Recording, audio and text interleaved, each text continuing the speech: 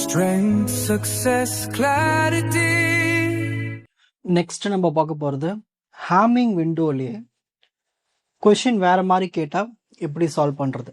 Type 2, design a high pass filter using hamming window கொடுத்துட்டு உங்களுக்கு given பார்த்தீங்கன்னா ஒரே ஒரு விஷயம் தான் கொடுத்துருப்பாங்க. Cut off frequency 1.2 radian per second கொடுத்துட்டு என் வேல்யூ 9 கொடுத்துட்டாங்க. ஸோ இதை மட்டும் கொடுத்துட்டு ஒரு ஃபில்டர் டிசைன் பண்ண சொல்கிறாங்க ஹேமிங் விண்டோவை பயன்படுத்தி. ஸோ இதை எப்படி சால்வ் பண்ணலாம் ஸ்டெப் பை ஸ்டெப் பார்க்கலாம். யூனிவர்சிட்டி எக்ஸாமில் கேட்ட மோஸ்ட் இம்பார்ட்டன்ட் ப்ராப்ளம் இது. ஸ்டெப் 1, ஹெச்டி ஆஃப் என் கண்டுபிடிக்கணும். அதாவது impulse response of a high pass filter உங்களுக்கு கட் ஆஃப் ஃப்ரீக்வன்சியோட கொடுத்துருக்காங்க. அதுக்கு ஃபார்முலா பாருங்கள். HD of n is equal to, இதான் வந்து ஃபார்முலா. ஒரு கட் ஆஃப் ஃப்ரீக்வன்சி கொடுத்தா அதுக்கு எப்படி எழுதணும், minus sine omega c n pi n pi. இது வந்து கிரேட்டர் தென் 0வாக இருக்கும் போது வேல்யூஸ், அதாவது ப்ளஸ் வேல்யூஸ்க்கும் மைனஸ் வேல்யூஸ்க்கும் எடுத்துக்கலாம், ஏன்னா மாடலஸ் இருக்கிறதுனால. 1 minus omega c pi pi வந்து எதுக்கு எடுத்துக்கணும், n ஈக்குவல் டு 0க்கு மட்டும் எடுத்துக்கணும். இதுதான் ஃபார்முலா. அதாவது உங்களை ஹை பாஸ் ஃபில்டர் டிசைன் பண்ண சொல்லி கட் ஆஃப் ஃப்ரீக்வன்சி கொடுத்தா இதுதான் ஃபார்முலா. சரி, இப்போ கிவன் என்ன கொடுத்துருக்காங்க, ஓம்சி வேல்யூ கொடுத்துருக்காங்க. Cut off frequency 1.2 radian per second. இதை நம்ம வந்து ஒமேகா சி கண்டுபிடிக்கணும். அதுக்கு என்ன பண்ணணும், ஓம்சி கூட டி மல்டிப்ளை பண்ணணும். டி எப்பயுமே 1 செகண்ட் தான். ஓகேங்களா, 1.2 இன்ட்டு 1 1.2. ஸோ ஒமேகா சி முதல்ல கண்டுபிடிச்சிடணும், அப்புறம் ஃபார்முலா எழுதணும். இதுதான் step 1.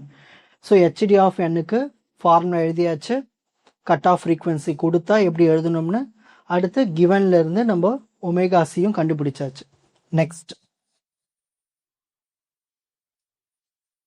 Step 2, HD of n values கண்டுபிடிக்க போகிறோம்.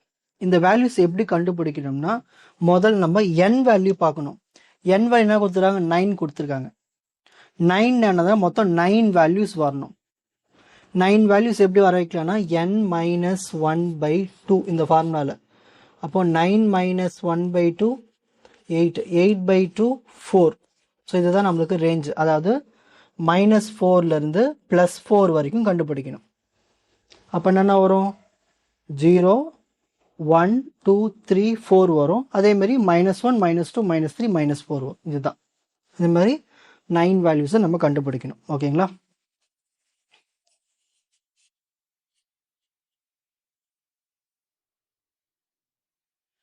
First HD of 0. ஓகேங்களா, 0 கண்டுபிடிக்கிறதுக்கு ஒரு ஃபார்முலா அவங்களே கொடுத்துட்டாங்க. அதாவது n ஈக்குவல் டு 0க்கு நம்ம என்ன யூஸ் பண்ணிக்கலாம், 1 minus omega c pi pi use பண்ணிக்கலாம். 1 minus omega c, omega c என்ன கண்டுபிடிச்சோம் ஃபர்ஸ்ட் ஸ்டெப்பில் 1.2.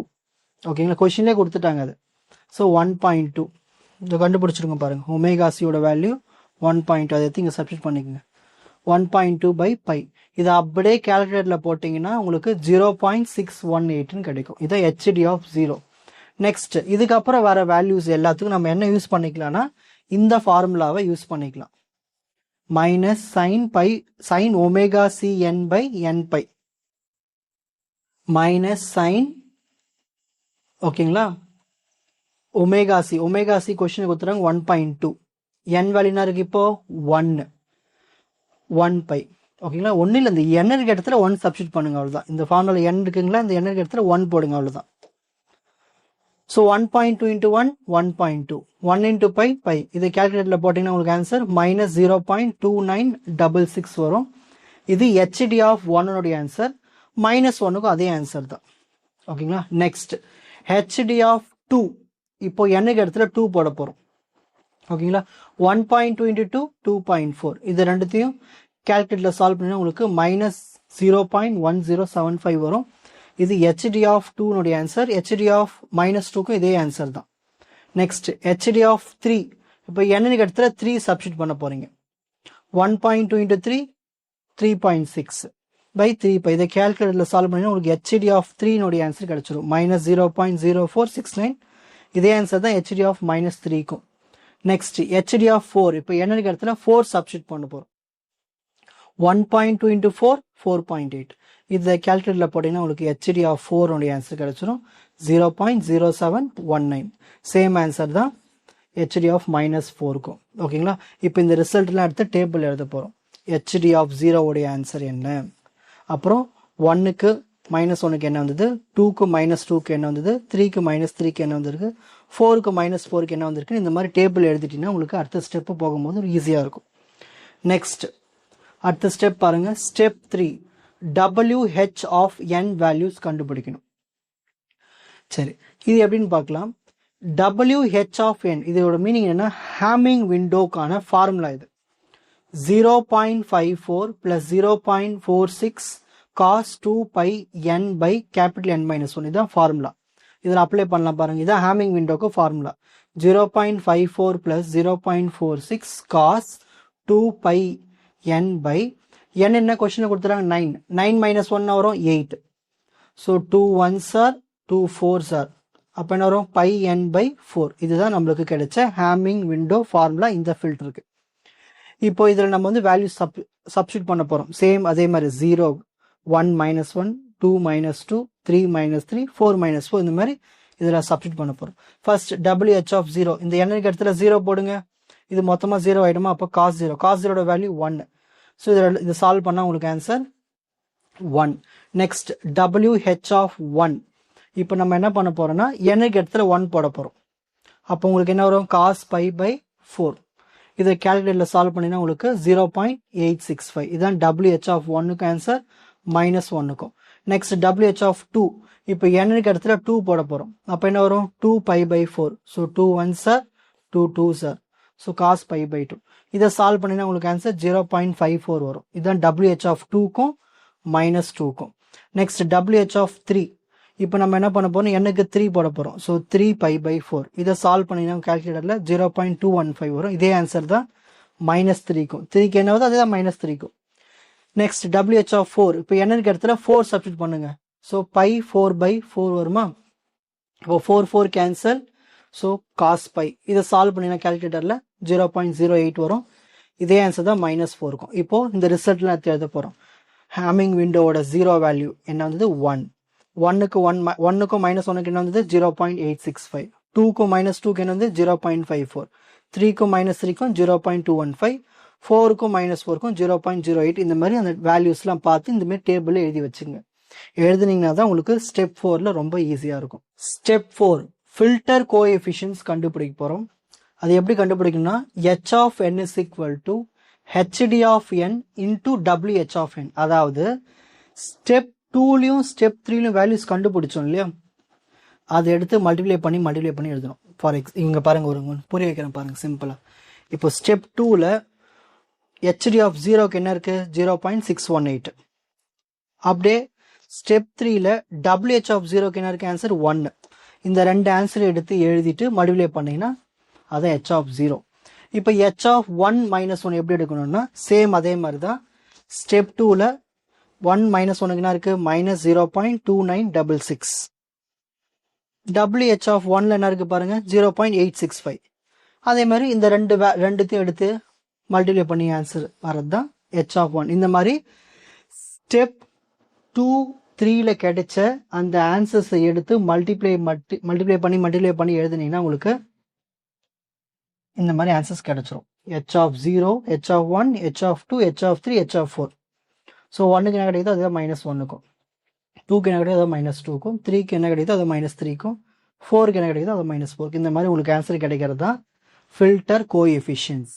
இதுக்கு தான் நான் உங்களுக்கு டேபிள் போட்டு எழுத சொன்னேன். இப்போ அந்த டேபிளை பார்த்து அழகாக அப்படியே எழுதிட்டு மல்டிப்ளை பண்ணி எழுதிடலாம் இல்லையா. Next step 5 transfer function of the filter கண்டுபிடிக்க போகிறோம். அதுக்கு ஃபார்முலா ரொம்ப simple. h of z equal to h of 0. இந்த ஃபார்முலா எப்பயுமே வரும். சம்மேஷன் n ஈக்குவல் டு 1 இதுவும் எப்பயுமே வரும். இந்த ஃபார்முலா எப்பயுமே வரும். இந்த நம்பர் மட்டும் நம்ம கரெக்டாக பார்த்து எழுதணும். அது எப்படி எழுதணும்னா உங்கள் கொஷினில் என்ன கொடுத்துருக்காங்க, கேபிட்டல் N வேல்யூ 9 -1/2. 9 - 1 வந்து 8. 8/2 வரும் 4. அந்த 4 எடுத்து இங்கே எழுதிக்கணும். ஓகேங்களா.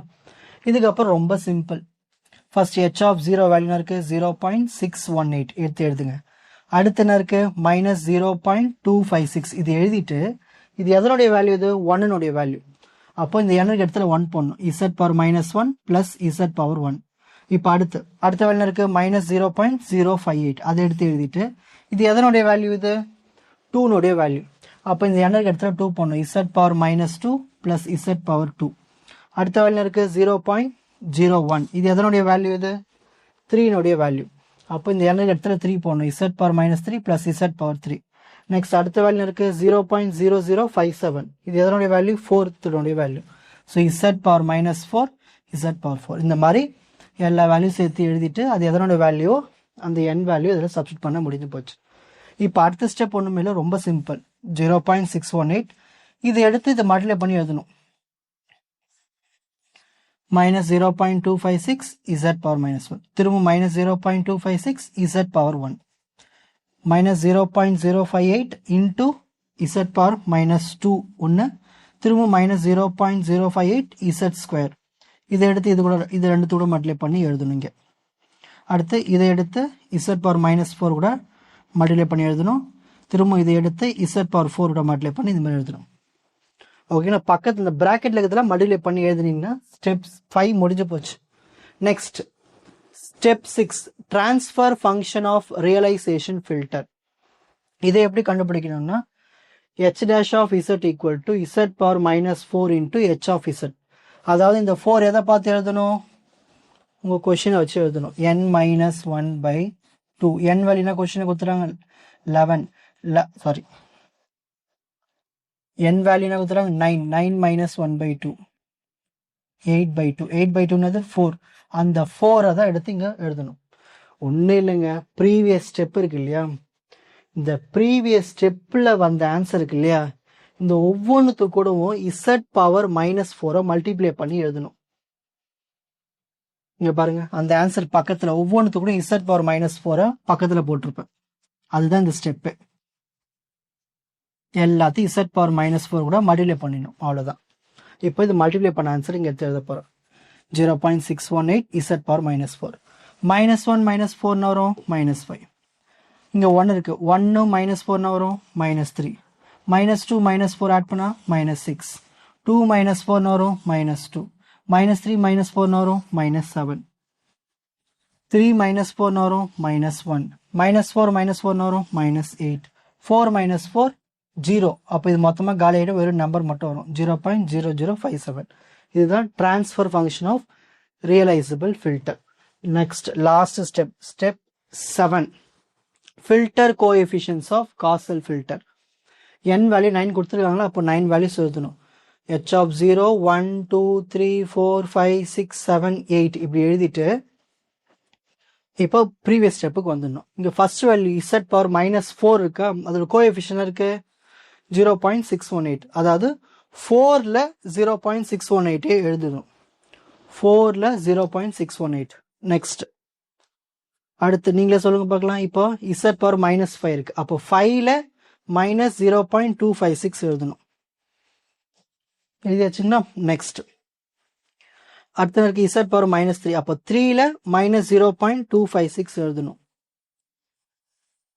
நெக்ஸ்ட் z⁻-6, அப்போ 6ல் -0.058 எழுதணும். நெக்ஸ்ட் z⁻-2, 2ல் -0.058. நெக்ஸ்ட் -7 இருக்கு, அப்போ 7ல் 0.01. நெக்ஸ்ட் z⁻-1 இருக்கா, அப்போ 1ல் 0.01. Next z⁻-8, 8ல் 0.0057. நெக்ஸ்ட் இங்க எதுவுமே இல்லைன்னா இந்த மாதிரி எதுல z வேல்யூ இல்லைன்னா அப்போ 0 எழுதணும், 0.0057. ஓகேங்களா? அதாவது இதுல எதனா ஒரு டேர்ம், ஃபார் எக்ஸாம்பிள் இப்போ z⁻-6 இல்லைன்னா நம்ம என்ன பண்ணோம்னா 6ல் 0 எழுதணும். இதுதான் விஷயமே. அதாவது கோஎஃபிஷியன்ஸை எடுத்து எழுதுறது தான் இந்த ஃபைனல் காசல் ஃபில்டர்னுடைய வேல்யூஸ். ஓகேங்களா? இதான் சிம்பிளா புரிஞ்சுதுங்களா? இப்போ screenshot time. Strength, success, clarity. Strength, success, clarity. Strength, success, clarity. உங்களுக்கு இந்த கண்டென்ட் ஈஸியாக புரிஞ்சிருக்கும்னு நினைக்கிறேன். வாட்ச் அதர் எபிசோட்ஸ் இன் த appropriate playlist. Four G silver academy strength success clarity. வணக்கம்.